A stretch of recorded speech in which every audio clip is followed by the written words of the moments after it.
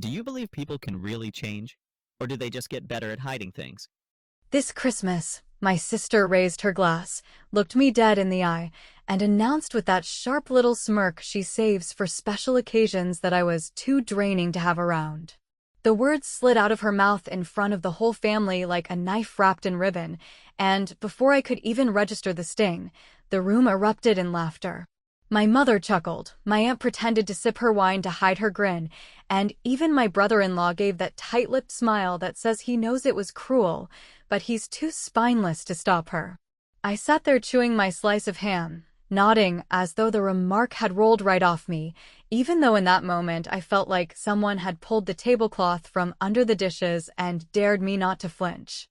The thing about humiliation in a family setting is that it always comes with history, layered and sharpened over years, and this wasn't the first time Emily had done it. She has always been the loud one, the one who never learned the difference between a joke and a weapon, and she knows exactly where to cut when she wants everyone else to laugh at my expense. And yet, what burned wasn't even the jab itself, it was the way my mother laughed along, as if calling me draining was some universal truth we all knew but never said aloud.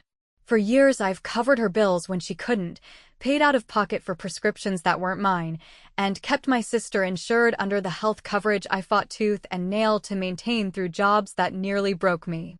I even set up the tuition plan for my niece because Emily wasn't good with finances, and every time she came crying that her account was overdrawn, I moved money around like some desperate magician making debt disappear.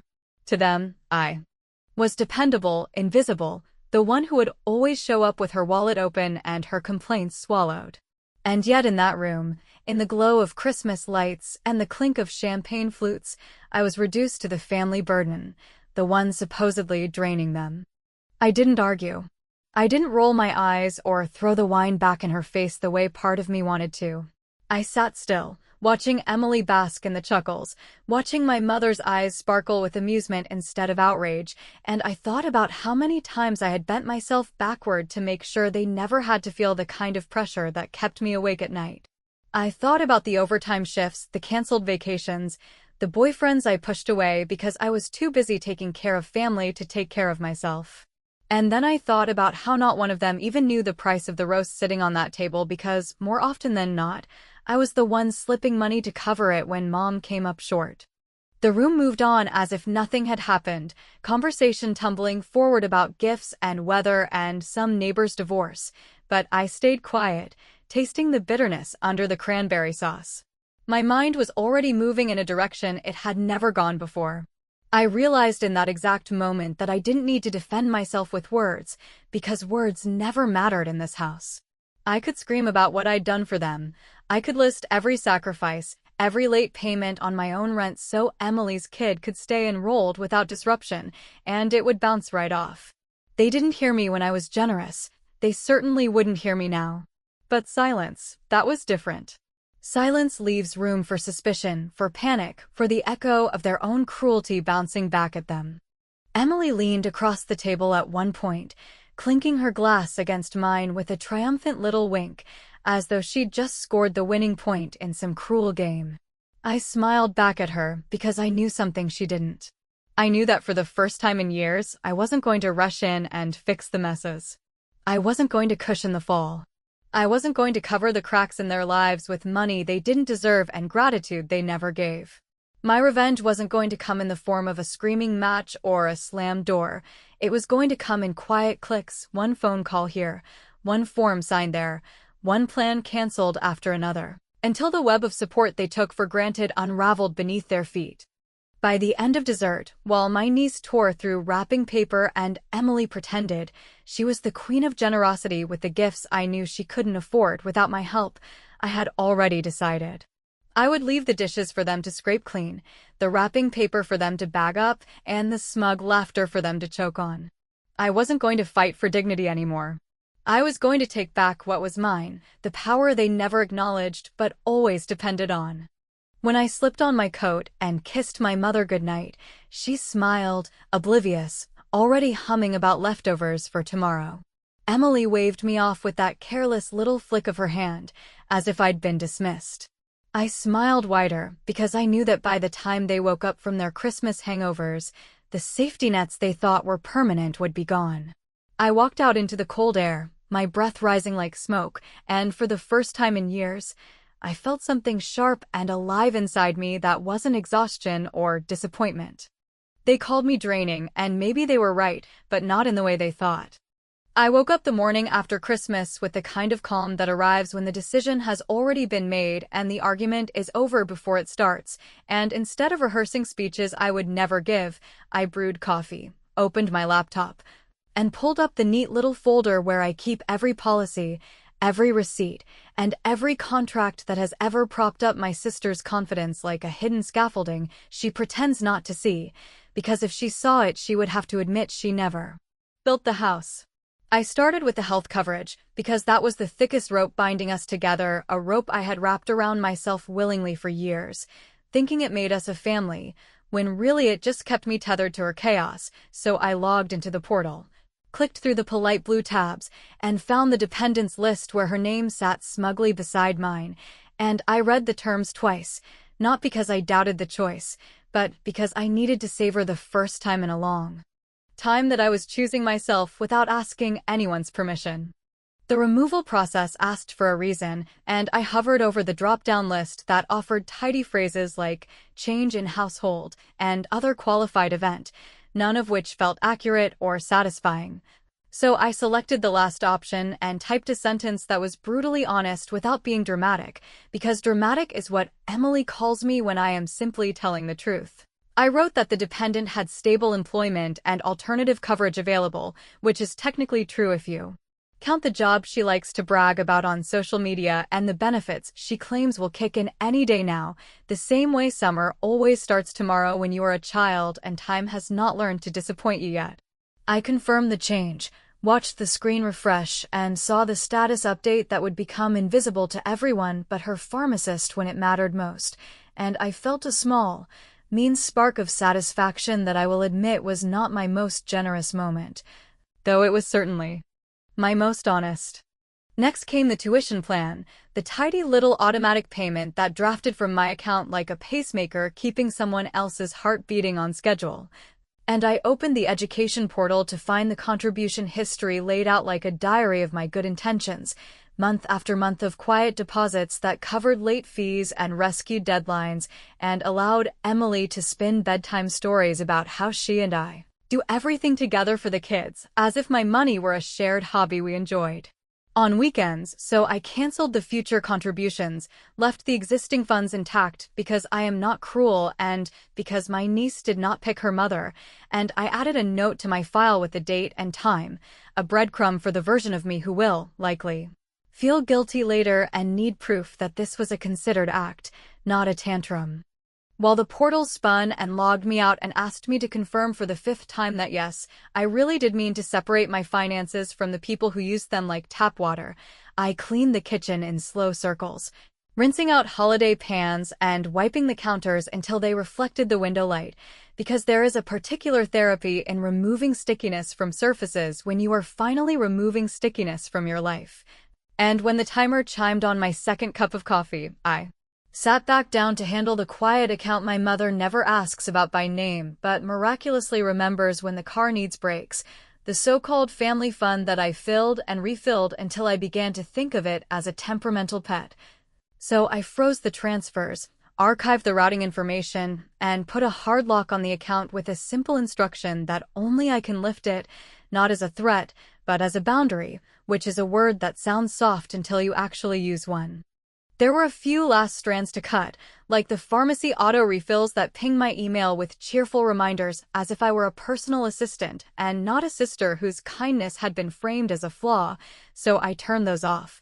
Saved each confirmation as a PDF because I am nothing if not organized, and then, because I am also petty in a way that feels like a well-earned dessert, I scrolled back through our years of messages and counted how many times a request arrived dressed as a joke, how many times an apology came padded with excuses, and how many times my mother forwarded me a bill with a note that said, "We'll settle later," knowing full well that later is a town we never visit.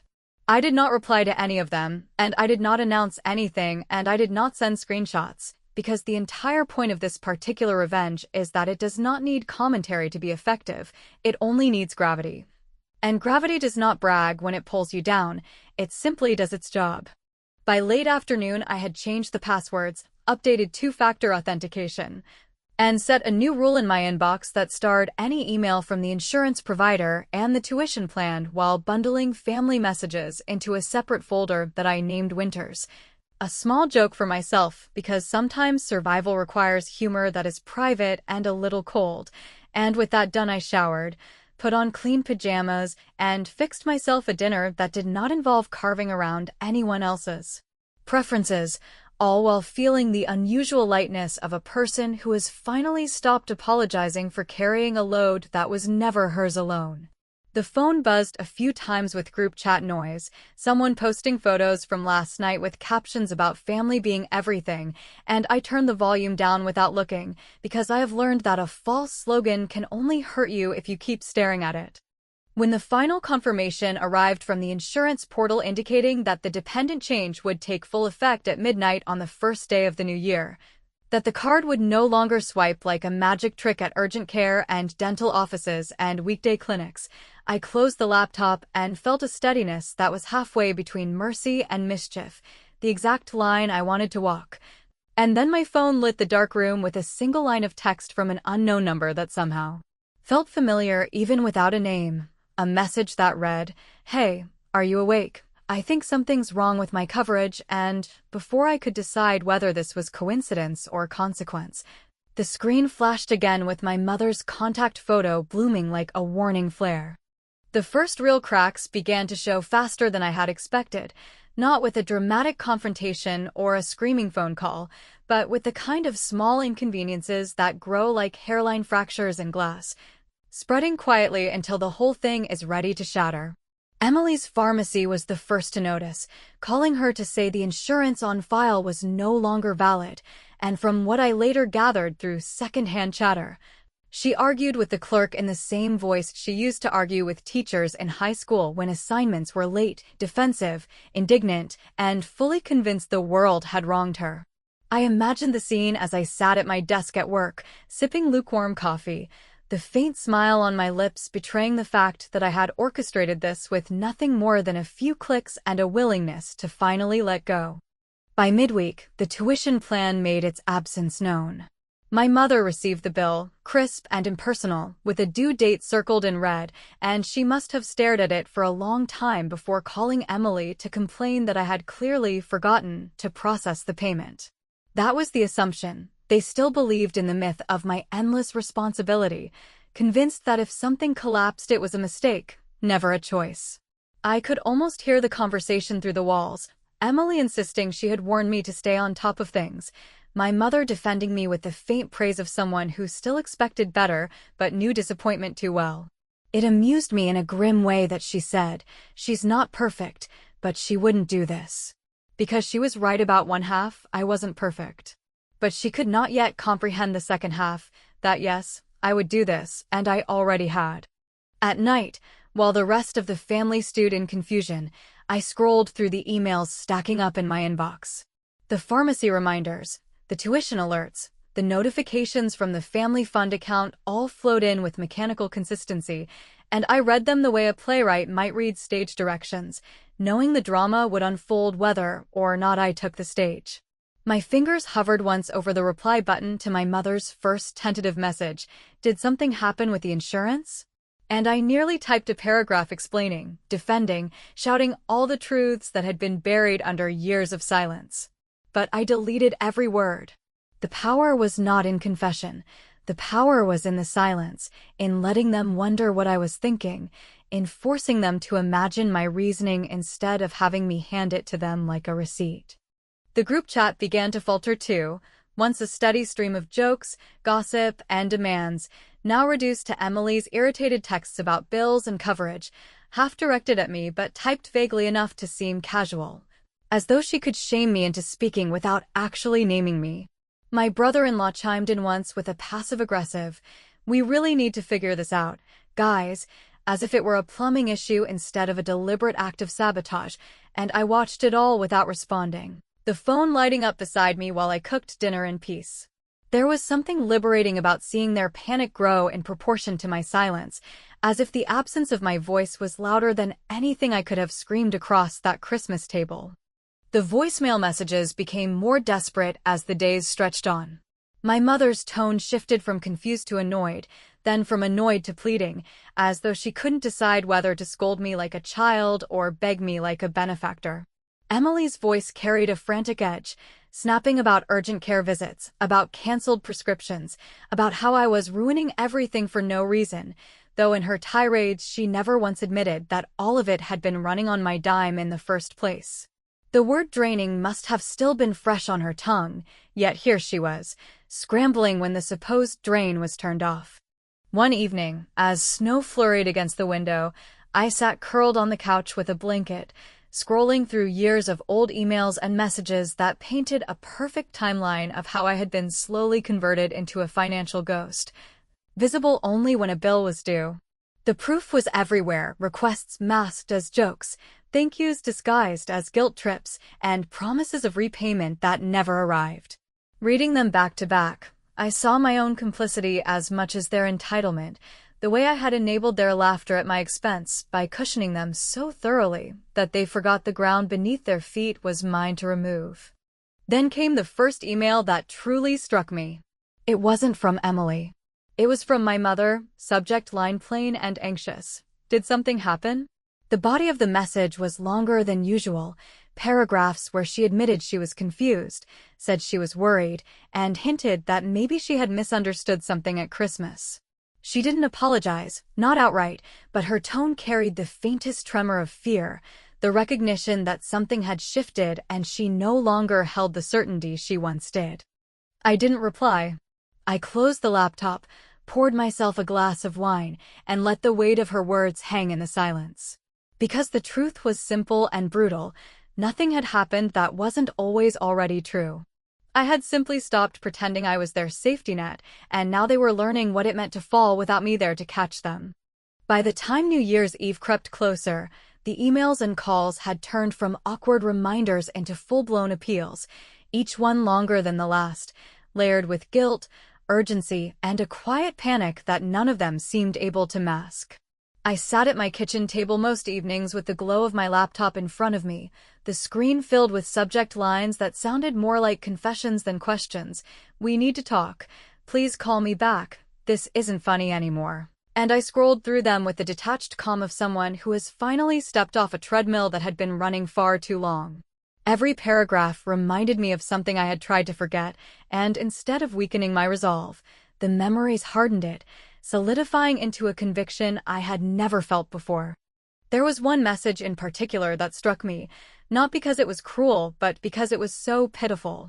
My mother had written a rambling note about how Emily had been turned away at urgent care because her insurance card was invalid, and how humiliating it was to stand there and explain to the receptionist that it must have been some kind of clerical error, and how Emily had stormed out with tears of anger in her eyes, insisting she would fix this herself even as she dialed me 3 times in a row from the parking lot. My mother ended the email with a single line that betrayed the truth behind all her explanations. I don't understand how this happened. You've always taken care of these things. That sentence echoed louder than any insult Emily had ever thrown, because it was finally an admission that I had been the one holding their fragile stability together all along, and that without me, the whole system began to buckle. Instead of answering, I opened a different folder in my inbox, one I hadn't looked at in years, and I began reading through the older correspondence, the ones filled with forgotten obligations and endless requests. There were emails from the year I skipped my own vacation to cover Emily's tuition shortfall, blandly thanking me for helping out, as if I had only lent her a cup of sugar. There were messages where my mother forwarded overdue bills with subject lines like, "Can you take care of this?" without even pretending they might handle it themselves. And sprinkled throughout were the moments when I had been ill or exhausted or simply overwhelmed, and instead of compassion, I was met with silence or, worse, mockery. Emily telling me not to be so dramatic, my mother reminding me that everyone's tired, and that I needed to stop complaining when there was work to be done. Reading through those words, it became impossible to frame myself as cruel for finally stepping back. If anything, it made me wonder why it had taken so long. Meanwhile, the fallout in their world was becoming harder to ignore.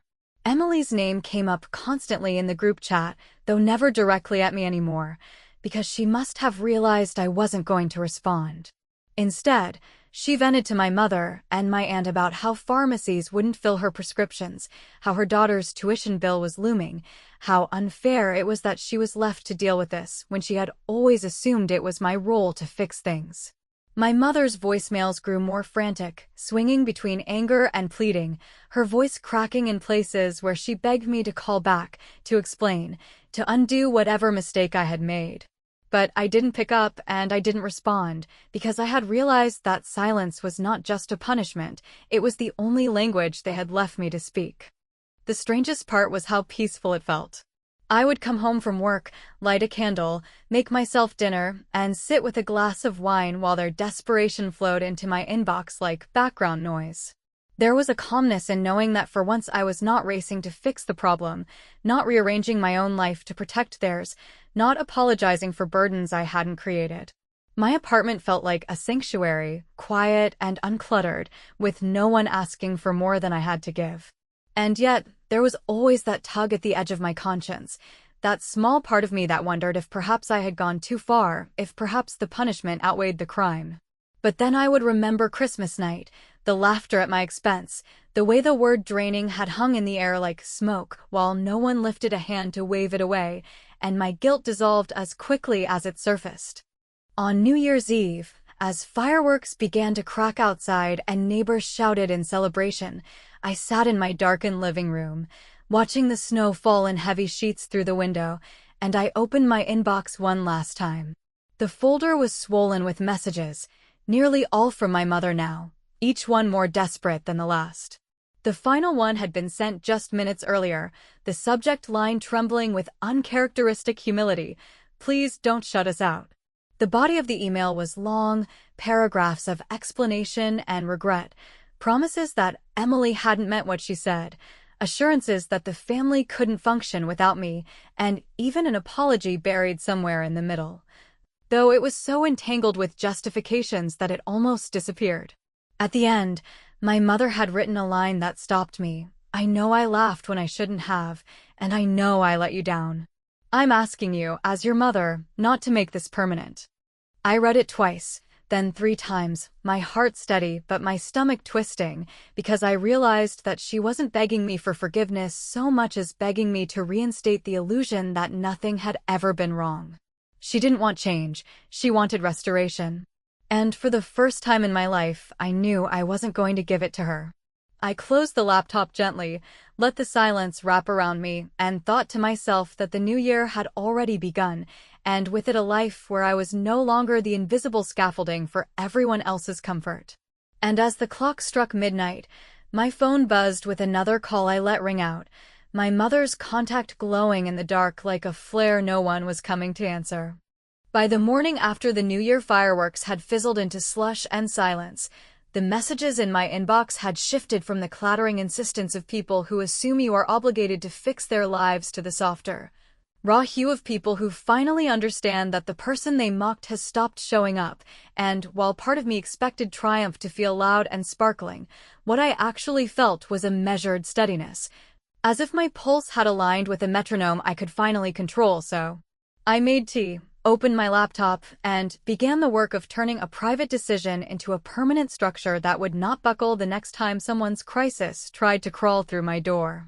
I started with the paperwork that no one in my family thinks about until they are asked to sign it, and I removed myself as an emergency contact on every form that still linked me to Emily's chaos, then logged into the bank and closed the loop on the family fund, not by throwing it back into my checking account and announcing victory, which would have been easy and briefly sweet, but by transferring the remaining balance to a small educational trust in my niece's name with a trustee who is not related to any of us. The kind of arrangement that answers the only innocent stake in this story while denying Emily the thrill of siphoning meaning from other people's effort, and I set the terms in plain language that would pass through any courthouse without a tremor. Tuition and books and necessary. Health expenses only, no cash withdrawals, no miracles on demand, and no access granted by sob stories told at midnight.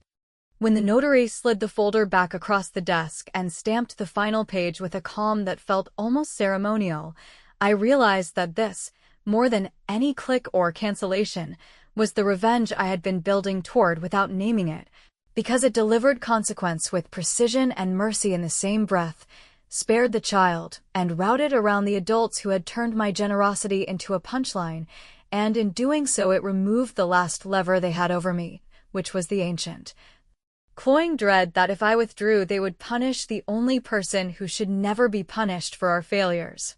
I walked out into the thin winter light, felt the cold bite my cheeks, and understood that I had finally built a boundary sturdy enough to survive the next storm, not because I was harder now, though I was, but because I had learned the quiet architecture of protecting what matters without subsidizing what destroys you. Back home, I drafted the only message I was willing to send, and I kept it honest, detailed, and unadorned by apology, because apology is a currency I will no longer spend to purchase peace I do not receive. I wrote to my mother that the insurance removal and tuition halt were deliberate choices made after years of carrying a weight alone. That the remaining family fund had been converted into a restricted trust for my niece, with oversight independent of any parent's temper or mood, that I would not be returning to the role they assigned me without consent, and that if there was to be any conversation at all it would begin not with explanations for my behavior, but with a clear acknowledgement of their own, including a real apology spoken without the crumbling plaster of excuses, a plan for managing their finances without leaning on me as a default setting, and a commitment to therapy as a family if they wished to understand why it was so easy to laugh at me across the table while cashing the quiet checks that kept the pantry full. I read the email aloud once, because I wanted the cadence to be firm without cruelty, returned to the opening line, replaced the word anger with the word resolve, and then I pressed send, felt my shoulders drop, and watched the message leave like a bird that had finally remembered how to fly. The replies did not take long to arrive, tumbling in with the urgency of people who are trying to outrun a past they wrote themselves, and my mother's first note was the longest, a winding path of regret that circled apology without quite touching it, promising that Emily had not meant the toast the way it sounded and that families say things they do not mean when they are nervous, followed by an appeal to the practical, a plea about doctors and school bills and the cost of everything these days, and a request to meet for coffee so we could put this behind us, as if behind us were a place where harm evaporates without effort. Emily's email came later and was shorter, a hot burst of accusation wrapped in injured innocence, telling me that I had humiliated her, that I had endangered her health, that I had punished her child for adult politics, though she could not have known, yet, about the trust that made those claims hollow. And even as I read her words, I remembered the rhythm of her toast, the deliberate pause before she said draining, the satisfied set of her shoulders when the laughter landed, and I knew that whatever apology she eventually attempted would be engineered for outcome rather than reflection. For a while I did nothing but breathe and watch the cursor blink, and in that pause I understood the part of the story that would bother strangers who like tidy arcs and second chances, because my revenge would not be softened by a hug in a parking lot or an instant reversal brought on by tears, and my boundary would not be surrendered because the calendar had flipped and the old ache wanted me back. Instead, I opened the envelope from the notary again and slid the copies of the trust into my fireproof box, deleted the voicemails I had been keeping out of habit, and turned on an auto-reply that said I was unavailable this week and that in urgent matters they should contact the trustee listed in the attached document, which is not a joke and not a trap and not a theatrical flourish, but simply a new rule that points every demand away from me and toward the system built to handle it. Late that night, when the apartment was just the warm hum of the refrigerator and the city had quieted enough to hear my own breath, a final email arrived from my mother, and it was only a few lines, written without makeup or performance, where she said she had read the trust conditions twice and she understood them, that she would speak to Emily, that she wanted to apologize in person, but also that she did not know what forgiveness should look like now, and then she asked a question that landed gently and did not ask for anything I could write a check for. She asked whether I would ever sit at her table again if there were no jokes and no debts and no secret expectations, and whether silence could be something other than punishment between us. I stared at that question for a long time, felt my throat ache, and began to type a reply that started with the memory of the toast and then widened to the years before it, and I let the sentence run long because truth rarely comes in fragments. And I stopped halfway through to consider whether consequences must always be permanent to be real, and whether love must always be transactional to be kept alive, and I sat there holding both ideas until the screen dimmed, the draft waiting, the trust sealed, and the night poised on the thin edge between a door I could lock and a door I could open just wide enough to see if anyone had learned how to knock.